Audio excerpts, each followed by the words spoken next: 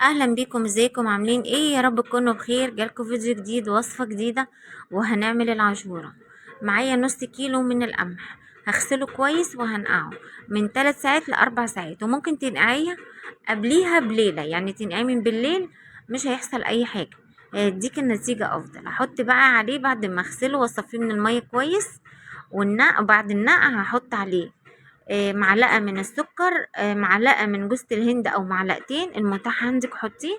وهجيب معلقة من الرز، هغسلها واصفيها وهحطهم معاها. احط على النار بقى حلة فيها مية بتغلي، وهنزل بالقمح بتاعي. تمام، هديله بقى تقليبة كده مع المية، وهسيبه يغلي حوالي ربع ساعة. وبعد الربع ساعة هكون طفي عليه وسايباه يشرب كل المية بتاعته دي. ولو انت اول مرة بتشوفوني، ما تنسيوش تشتركوا في القناة وتفعلوا الجرس، تختاروا الكل علشان كل ما انزل فيديو جديد يوصل لكم. كده خلاص، بعد لما شرب المية بتاعته بقى بالشكل ده. معايا كيلو لبن كان في الفريزر، مش ضروري ان انا اغليه بره، اغليه في نفس الحلة. ممكن تقولي لا، انا خايفة لحسن يقطع، ف لا، ما تخافيش. هنحطه كده مع القمح ونسيبه يغلي معاه كده. بقى بعد ما غلي هجيب كوباية من السكر، انا ما حطيتهاش كلها، حطيت 3/4، وقلت لو عوزت هحط تاني، يعني هو خد مني كوباية بالظبط. احط بقى، اجيب طبق وهحط فيه معلقتين من النشا ومعلقتين من لبن البودرة ومعلقتين من الكريم شانتيه.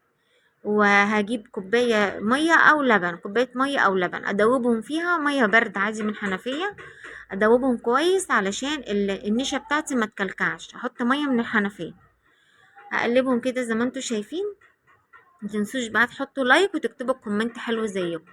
بعد اللبن بقى ما غلي، هنزل بالنشا واللبن والكريم شانتيه، واقلبهم كويس، سيبهم بقى يغلوا مع بعض. دوقي بقى السكر بتاعك، انا حطيت كوبايه من السكر. لو انت حابه تحطي كوبايه او اقل او اكتر، دي حسب الرغبه. احط بقى كيس من الفانيليا او كيسين من الفانيليا. وكده بقى خلاص، بعد لما استوت وغرفتها في الاطباق، عايزه اقول لكم طعمها حلو جدا، جربوها ان شاء الله هتعجبكم. والفيديو سهل جدا، ومع السلامه، اشوفكم في فيديو جديد.